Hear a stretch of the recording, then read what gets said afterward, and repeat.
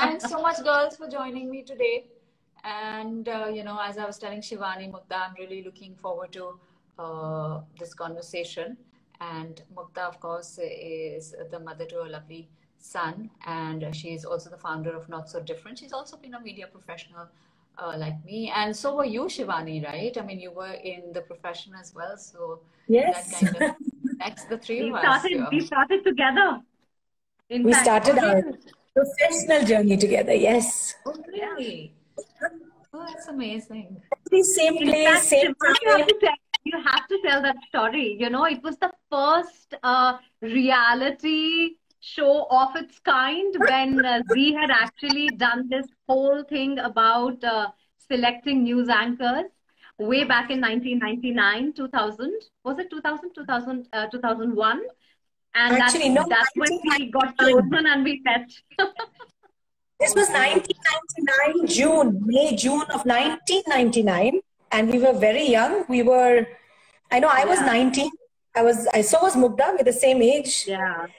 And they'd come to Chandigarh and they were all they were like different rounds of interviews, because they were hiring people for Bombay's production houses as well for all their serials and as news anchors. And that's where Mugdha and I first met. Oh, amazing. And you guys are still together doing fantastic stuff. It's amazing. Yeah. A lot of our lives, important phases have started together, or important events have happened almost at the same time. Oh, that's excellent. And so much good stuff and so much, so much awareness you all are creating. It's really, I think I always say that innovate as you go along. That's the biggest talent anybody can have, to keep changing, to keep learning new things. And, you guys are doing a remarkable job of it. Yeah. Mugdha, how's it been for the last year? The last year has been very cathartic from the point of view of lockdown learnings and starting Not So Different. I also took on a very big corporate role after years of working on projects, and my hands have been full, but this is like as full as it can be.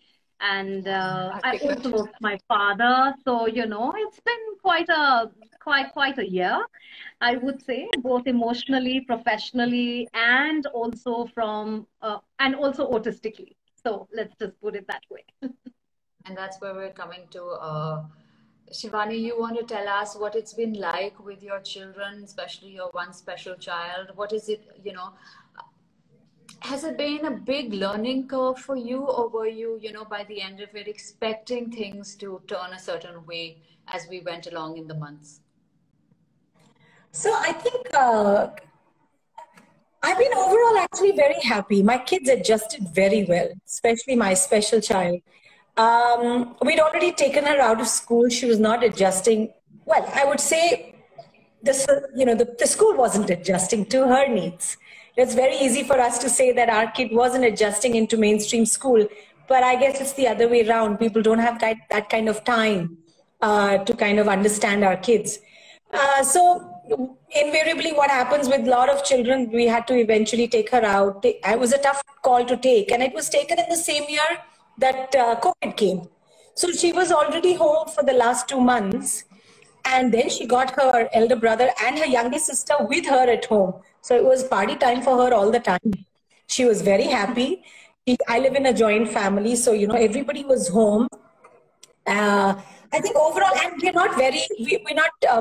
my kids were anyways not very used to going out too much. We don't go out much in the sense we're social, just for as much as needed. But it's not like a weekend, we get a weekend fever that we got to go out. So the kids adjusted well. And I think overall, as a mother, as a parent, I think my nerves have been also a little bit more calmer because I don't have to rush things. Didn't have to go out anywhere. So that went to Shreya as well. She could understand that. And I think that helped her immensely. So Shreya is how old, Shivani? Shreya is now 11. Oh, 11. Same as Madhav. Oh, same as Madhav. Like we said, all events happen. Amazing. Yes. Oh my God. Oh my God, that's amazing. So tell me, Mukta, what was it like for you? Was it Pandemic? Pandemic, yes. Pandemic and Madhav and you and Gaurav. Uh, Interestingly, I think it was a time for us to make a lot of decisions. And for Shreya and Shivani, the idea of homeschooling sort of came just before pandemic. And I think for us, the idea of homeschooling came through the pandemic. And I think if you were to speak to both of us, one of the things that we absolutely very strongly feel that schooling system in India, even the special schools in India are not really ready to understand the needs of every child. But there is a lot of therapeutic support available, and there are a lot of individuals available who can help you set up that kind of system at home. So I think that was a leap of faith for us this year. This is Madhav's first month into homeschooling, which means all the teachers come to our place. We are not doing Zoom school, which was traumatic for him, and he was really struggling with it.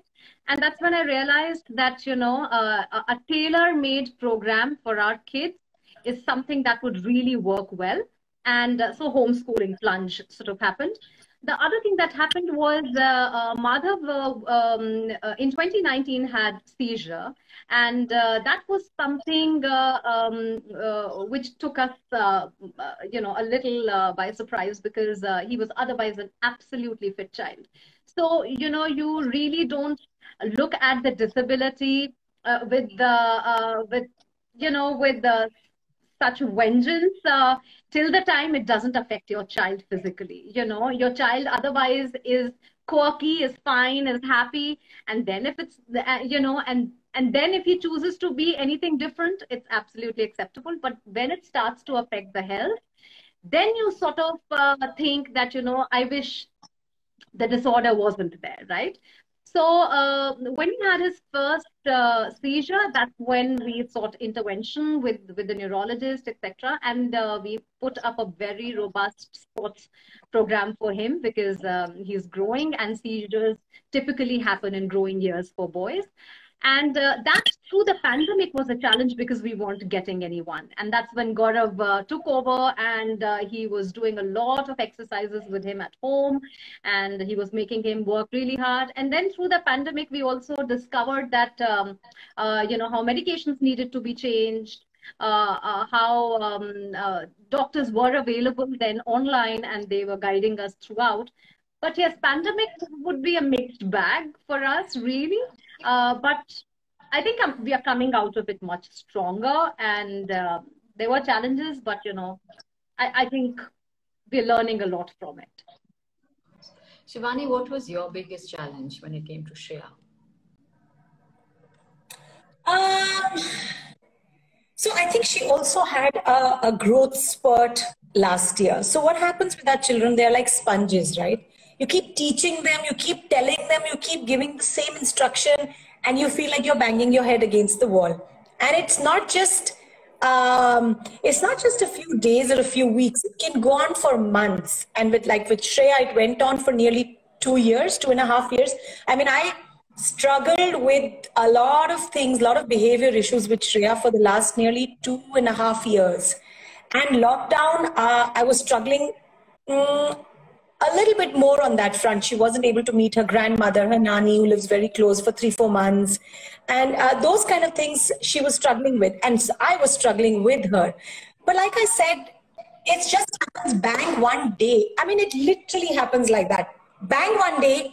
And the next day you wonder if it's the same Shreya who was there like yesterday. And it's the same thing happened with Shreya. It was her birthday a few days back in June. And it was like she turned 11 and my world changed, From everything being no, everything, touch wood, my God, I don't want this to change or ever get jinxed. Everything from no changed to yes. So it meant I could teach her more. I could give her more life skills. I could make her more independent, because she was open to learning. And I wasn't struggling with behavior like I was. I mean, I used to be in tears sometimes, because I used to wonder, because we are teaching again and again and then again and again the same thing, and I've used different strategies. Why isn't she getting it? Why isn't she getting it?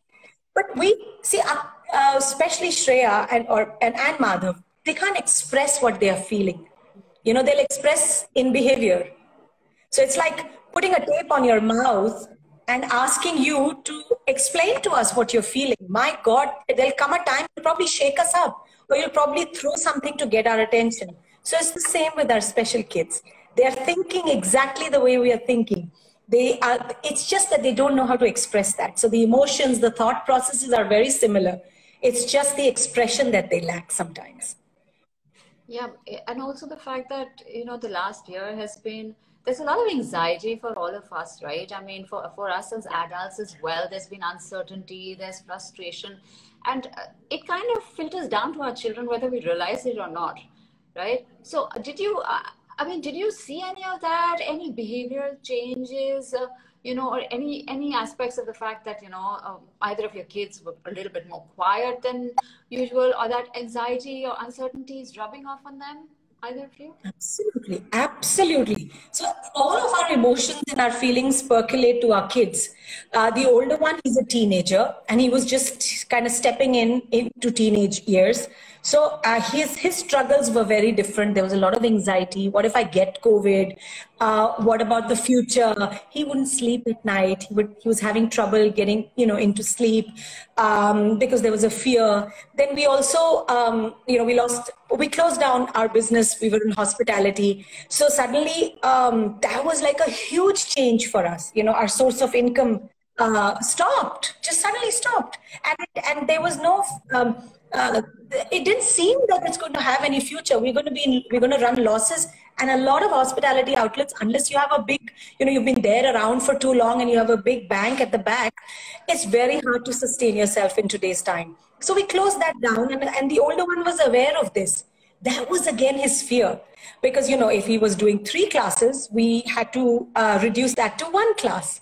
I'm talking about extracurricular activities. And it kind of, as a teenagers are very evolved teenagers. They're not like us, what we were. So the understanding is much more. So I think all of that was troubling our teenage a lot. The younger one didn't attend school because she was 6. She tried Zoom, online school, but she just refused. And I thought I was going to collapse sitting with her for 4 hours and having Shreya in another room sitting on her iPad or whatever, to keep her busy. And I said, to hell with it, literally. I said, she'll repeat a class. And she's 6. 6-year-olds are so young. I mean, she'll study a little bit at home. What we did, we didn't make her attend the school last year, and we made her repeat the class this year, except that I was hoping this year the school will start. Physical school, but that hasn't started. But she's also grown up a little bit. She's 7, the younger one. And Shreya, like I said, I don't think it made much of a difference to her, except that I think whatever I was feeding into her, it just bursted out this year. It all came out. So, yeah.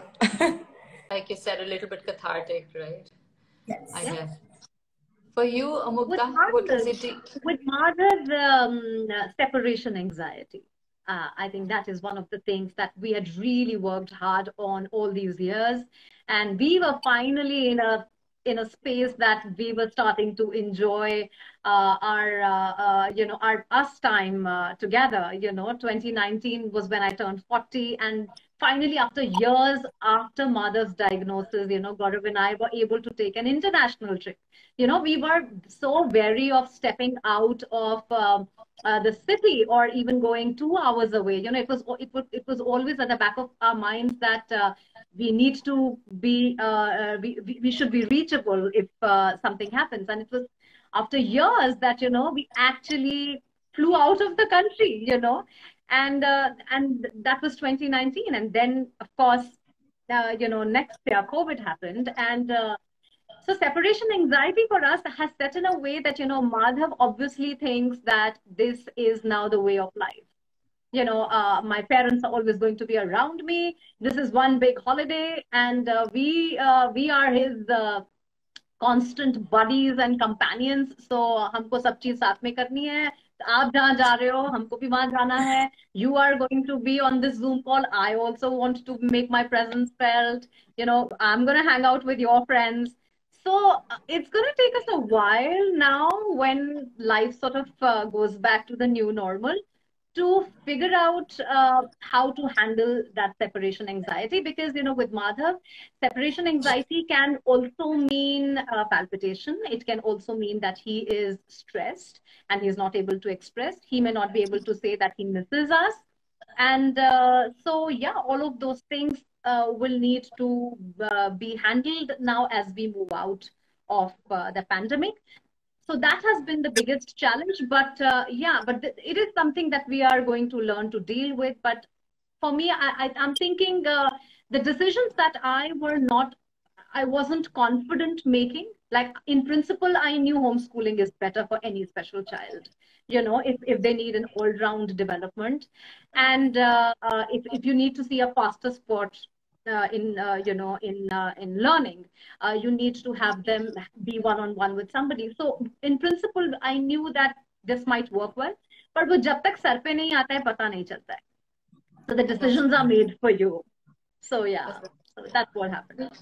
Yeah, Mukta, actually, now that you talk about it, I think that fear of going back into the real life is with all the children also. And I think obviously it's compounded in, Madhav and Shreya. But even like, I wonder, when these kids, 8, 9-year-old, 10-year-olds will go back to school. I mean, they've got so much of angst, they've got so much of anxiety, they've bottled up a lot actually in the last year. They kind of don't know what to do, what to expect. My kids haven't seen their grandparents since all of last year and this year. So it's just like the tears come out very quickly. But tell me something, and I worry, right? And I worry about the fact that the whole aspect of the social skills, the social isolation, how is that going to manifest once we get out of this, Shivani? I don't know. I think for me, I've, how they say, इंसान अकेले आता है और अकेले जाता है. So I somehow feel that has, it's really hit us hard, because this pandemic, we've all realized that how many of us are actually able to live on our own? We talk about, man being a social animal, but look at this pandemic. I mean, and it's not one-off.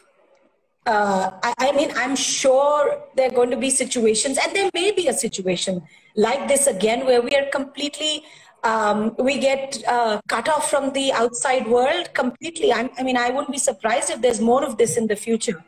So I feel that at least I know I've realized that how do we live on our own? How do we make ourselves strong internally, that we are able to survive situations like this? And I also feel that I also realize this more for our special children. I felt that tomorrow, and even for my other neurotypical, both of my other kids as well, I'm not going to be there around with them all the time. They're going to move out into the big bad world, right? At one point or the other, maybe they go out to study or even in school. How do they handle themselves? The only way they can handle themselves is when they make themselves internally and mentally strong. That can only happen if you do some form of discipline, which could be anything. It could be meditation, it could be prayers. I'm very, very close to prayers. I mean, or something that I started new with the kids, which is Vedic chanting. It had been on my mind for a very long time, and I thought that, I mean, there couldn't be a better group to do this with than our special kids and young adults. And we've been doing this for a month, and I'm already getting feedback that the kids started with 2 minutes of sitting, 3 minutes of sitting, and they're sitting for the 5 minutes, increasing it for 10 minutes. And during my sessions, I see, once I play the chant, I mean, I help them recite the chant once, and then I make them sit down and listen to it. Once the chant has stopped, I see in a group of, let's say, 25 of them, at least 2-3 of them would not open their eyes until I call out their names. So, I mean, somewhere on some level, it's having an impact. So this is what I did with my kids. We started doing a lot of chanting and prayers at home. And I was surprised, because the other day what happened, my daughter, Shreya was at night was trying to climb from the bed to the chair. And I was sitting right there and I thought, Abhi mera naam bolegi, Mama help, Abhi bolegi. And instead of doing that, I was so pleasantly surprised that she started chanting. While she was moving from the bed to the chair, she took the support of the chant rather than her mother or anybody else present in the room. And I thought that was very beautiful, because tomorrow when I'm not there, that's what's going to help her. So I mean, that's been beautiful. That's been a lovely journey for us. And I feel that's all because of the pandemic. So Mugdha, that's truly lovely, actually, Shivani, really. You know, there is one huge difference. You know, Shivani and I are, you know, very, we have our journeys together. But there is a huge difference in our children's disorders. Yeah. So, yes. So Down syndrome and autism, Down syndrome babies are very socially out there. They love people. You know, they love to socialize. They want company. They want to make friends. You know, on the other side, autistic adults, you know, are very happy with themselves. So they may not naturally seek a lot of company. At least, you know, at least in the growing years, you know, their whole world is people around them. I'm guessing as we grow older, we will figure, you know, how Madhav reacts to things and, you know, how he wants to be socially involved with people. But one of the things that with Madhav and typically all autistic, you know, kids that I know in the circle, till the time they are getting their free air, till the time they're getting to step out in nature, till the time they're getting to do their activities, till the time they are getting to do things that they normally did, they really don't mind meeting new people. They really don't miss people. Like Madhav would have not asked me even once about what's happening in school or teachers or his friends, nothing. And for him, so that's what I always tell people, you know, that what we aspire towards the latter half of our lives, you know, post 40, 35, 40, you know, it is a close circle of friends, your me time, sense of purpose for yourself, very happy in your own company, doing things for yourself. You know, my child is already in that zone.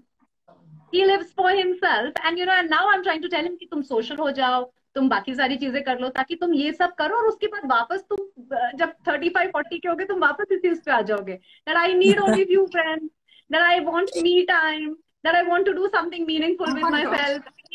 They are already there. Socially, I think post the pandemic, what I really hope for Madhav is to be, and he's somebody who's a jungle boy, you know.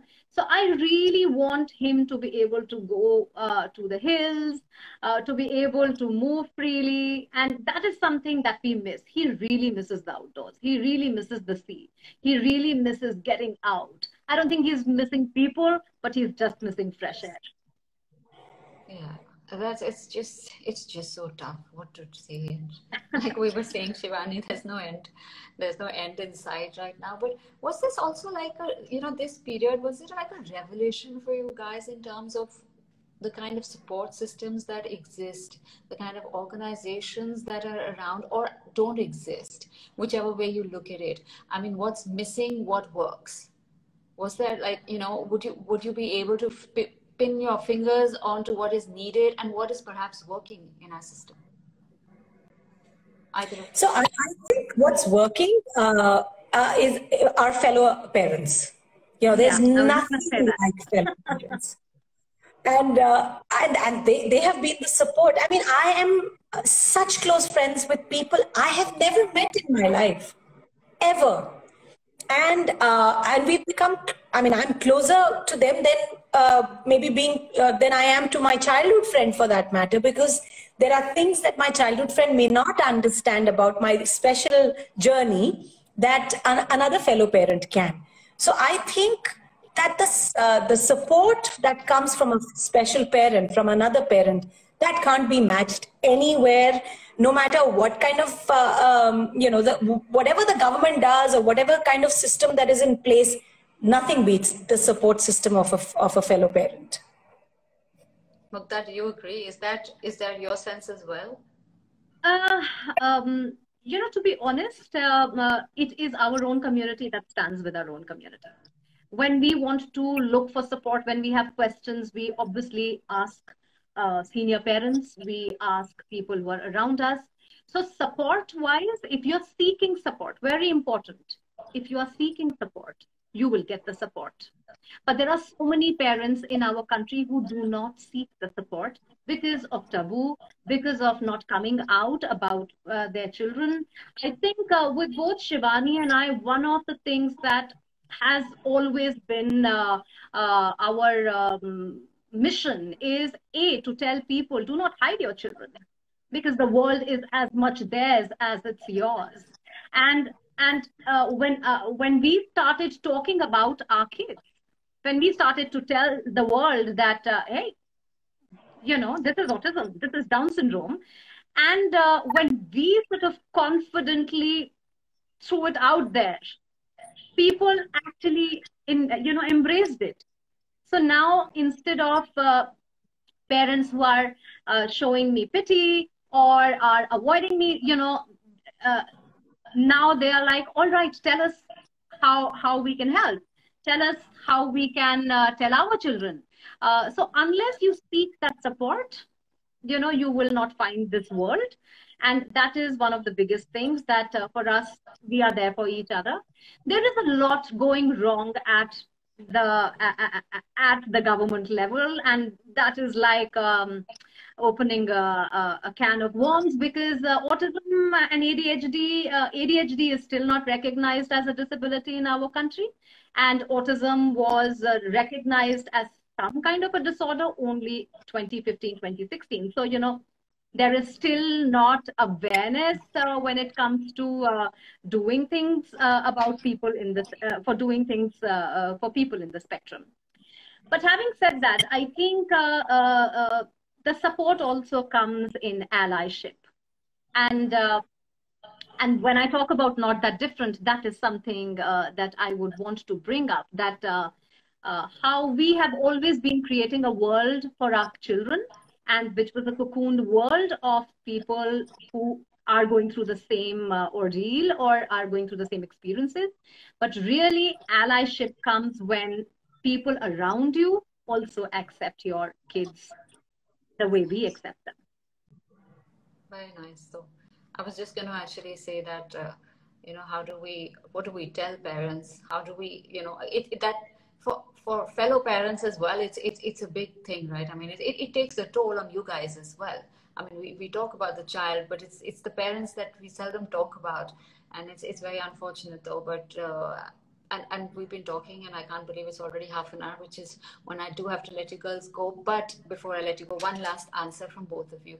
So going forward, post the pandemic, how do we make disability in a sense, or special needs, more inclusive in our society, which is resistant to anything that doesn't conform? Going forward, I think there's so much on the list. I don't know where to start from, but I think at the end of the day, I just want people to just pause, just for a few minutes, to say hello to my daughter. I mean, I don't want her to be excluded from birthday parties. I don't want people to judge me when my daughter decides to sit on the footpath because she's unable to process so much of information that is coming to her from her surroundings. I don't want to be judged. I don't want to be told I could have done things differently, because I know as a mother I've done my best. And I want special mothers to be treated like special mothers. I want people to ask us how we're doing, because as much as we show a really nice, brave face, and I always say I'm blessed with Shreya. I cannot deny that I face challenges with her, lots of challenges, and they come, they affect everything. I find myself maybe sometimes saying things to my son where I have an expectation that he will look after her, even though I try so hard not to do that. But my motherly instincts come, or the emotions sometimes take the better of me. So I want us to be treated as a special family. And I don't mind. I'm not saying pity me, but I'm saying yes, I do need a little bit of extra support than another family who doesn't have a special kid. And I'm not shy saying this. I'm not ashamed to say this, because I do need the support sometimes. Why should you be? Honestly, why should you be? I think we have to. So sometimes we feel that we got to put out this brave front all the time. We are this brave mother who's looking after this child with disability, and I'm so done with that image. Yeah. Yes, I want to let my guards down. I want to show my weak side, and I can be vulnerable sometimes. Very fair, very fair. Yeah. Mugdha, it's just beautiful what you just said, Shivani. I'm processing it. Shivani has spoken truly from the emotional side of where we parents come from, and most of the times Shivani and I are always echoing each other, because I figured that this is twin soul. Yeah, absolutely. This is twin parenting happening. But for me, it was important that when I start a movement, and that was, and it's called Not That Different. With Not That Different, what we are trying to achieve is telling people that our children are not that different from yours. And so while we understand and we cherish them, we want you to understand that. So for example, we started these two we started India's first comic strip on neurodiversity. And Madhav, the character in it, after my son, is friends with this little girl, Sarah. And Sarah is neurotypical and Madhav is neurodiverse. And they are together in a classroom, as it should be in all schools in the country, where a neurotypical child is allotted, is a buddy to the neurodiverse child. And they can sit together and they can learn things together. And via the comic strip, what we are trying to teach these younger children is empathy and understanding the nuances that a neurodiverse child is coming with. So we try to explain in a comic strip what stimming could be. Now, stimming is a self-stimulating, repetitive behavior that a child in the spectrum resorts to when he is stressed. And a lot of parents will not take the child out, because suddenly he'll start clapping, or suddenly he will squeal, or suddenly he will make a noise, or he is rocking, and that's catching everybody's attention. But if a child already knows what stimming looks like, then they will learn to either ignore or support or distract that child, right? So it is very important for our young children to understand that their friends could be different from them, and that it is fun to be with people who are not like you as well. Like, you should have a friend who is a little different than you. And of course, acceptance then starts there, and inclusion then starts there. So we are trying to now take the story out of our comfort zones, which is from the neurodiverse world, we are trying to get into the neurotypical world, and telling them that, everyone can exist together, and you are the kids who are going to make this world a more inclusive place. More power to you guys. Honestly, it's amazing. I know that, like Shivani said, you guys sometimes do put up a brave face. It's not easy. Totally get that. I mean, it can't be, and it couldn't have been easy in the last year, Mugdha, as you said. I've seen it in my children, who are neurotypical. I mean, just like, Mama, so what's happening now? What are we doing now? Let's not leave you for a second now. Always outside my washroom door. I mean, I'm like, you did this when you were 2. You guys are 11 and 9. Yeah, but it's still, the door is still hammering, because that's how it's become, right? So it's increasingly difficult to do anything as a parent sitting at home. It's very, very tough to, get your act together. And you girls have so much more that you girls are looking at. It's amazing. Honestly, I'm really glad that we started this conversation today. It's not the end. And you know, if you guys need any help going forward, always ready to help you guys. But I see that you guys are anyway doing amazing things, and you're a team in any case. So Yeah. It's so nice to see Mugdha right next to me here as well. You know, it's so I mean, it's like a reel for going in my head. You know, from that first day. Yeah. But really Yeah. beautiful stuff, beautifully spoken, both of you, yeah, Mugdha and Shivani. Really, I'm going to Thank upload you. this and I'll put it up on the other social media, because I think a lot of people need to listen to this and to process what really goes on. Because, like I said, you know, we often talk about the child and the children, but we forget to talk Yeah. about the parents, right? But we spoke about the parents, and Yeah. we'll continue to speak about the parents and the community at large. And all the best to you guys, and all the best to Shreya and Madhav. And Thank we'll you. talk again soon. Yes. Thanks a lot. Thank Thank you. you. Thank you. Thank you Thank for you, this. ladies. Anything that spreads the word around. And, you No, know, I know.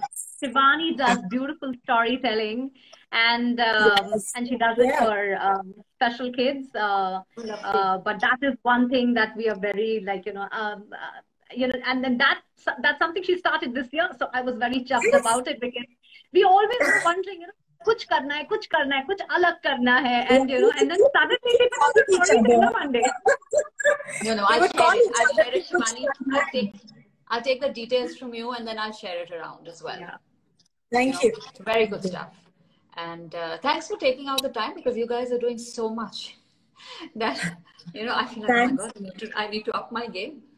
But thank you so Hardly. much, Shivani and Mugdha. See you Thank guys. you. Chat with you Thank again. you. Bye. Bye. Thank